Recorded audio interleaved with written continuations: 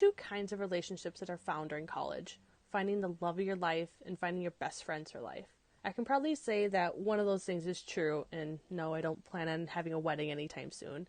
Finding my roommates has changed my life so much. I literally don't know what or who I would be without them.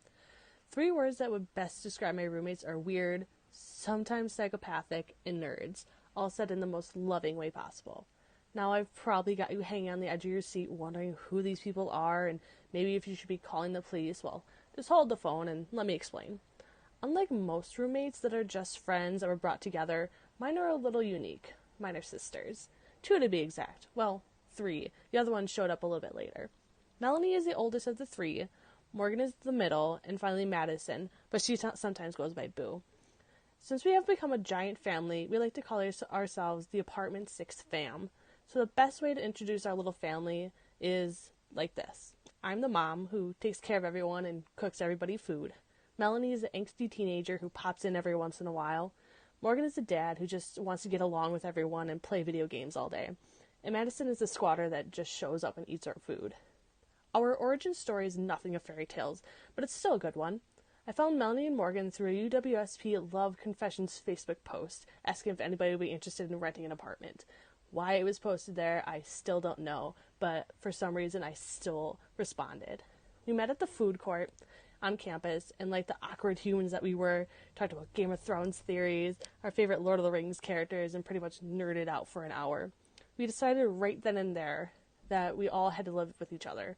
Little did I know that this would be the start to a wonderful and weird friendship. Flash forward to fall 2016, sophomore year. Morgan couldn't technically live with us and had to stay in the dorms for reasons, but she basically squatted the apartment. It was kind of awkward at first getting to know one another because I was just this outside person that wasn't part of their family. After a couple weeks of getting to know each other, we all decided that none of us was a serial killer, so it was okay. One of my favorite moments during sophomore year was the mighty fall of 2016. Our landlord had just finished using a ladder, and we heard a loud bang from outside our door, then sliding down the stairs. Morgan and Melanie were in their room, and I was in the living room. Morgan comes out of their room and says, "Why do I have to be the one to see if there's a dead body?" Now, don't worry, your landlord was fine, but I can't help but laugh every time I walk over the small dent in the step of the stairs. Video games have become an essential part of our family bonding time, with Xbox being our weapon of choice. I can remember one night after a long day of work, I hear from their room Morgan being a little heated towards Madison. Small curses, you know, the normal exchange between your siblings. Then I hear, "I swear to God, I will murder you."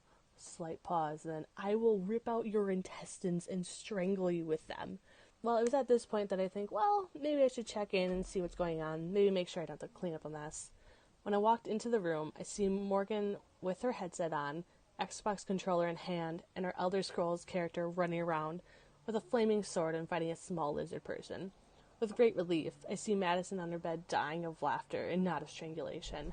Come to find out, Morgan had been fighting the same player for 45 minutes and could not beat it. Now, a normal person would pack up their things and find a different apartment, but for me, I find it quite charming. Lately, the family's been obsessed with a game called Overwatch, an online team-playing game with different characters with different traits and abilities. Like everything, I got roped into liking and debating who is the best characters, why Morgan needs to choose someone other than Reaper, and how amazing the last Ultimate was. I always feel bad for our neighbors because it must sound like we are planning a full-on military assault. Wow. Amazing. You didn't die and failed to revive me. Sometimes revive just doesn't work. It like glitches and interrupts it, but then you still have the cooldown for it. So I don't really blame her. Once you get on that point. No! No! I tried. Team. Someone else tried to. They were too slow. Well, I got Goldie Limbs with 3. In our long talk team. I can always count on my sarcastic roommates to keep me on my toes. It's always a good time when I make fun of Morgan's favorite Overwatch characters and she retaliates. I think we're better when you can't see his face. Yeah, Channing quote. I agree. 10 out of 10. He just looks so derpy. Where can you buy Black Widow spiders? I think you can. I'm so attacked. Tarantulas. You can buy those. People have those as pets. Yeah. Those aren't poisonous though. No? Because like, as pets, they take the venom out. No, but imagine waking up at 3 a.m. One on your face. I would literally punch the wall to get out. How would you break your hand? I don't care. I'm getting out of there. And you wouldn't even.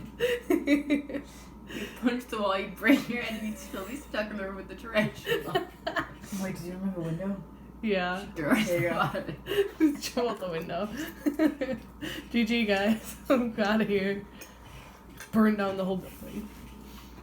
Shannon, And then not you're even like, Shannon, poisonous. why'd you start it on fire? And she'd be like, who's a tarantula? And you'd be like, that's legit. Yeah, well, insulting Gabriel Reyes has consequences in this household. At some point of us living together, it's become a game of what psychopathic thing will be said today. I should really start a journal just in case the FBI asks me where it all started and how I knew Morgan.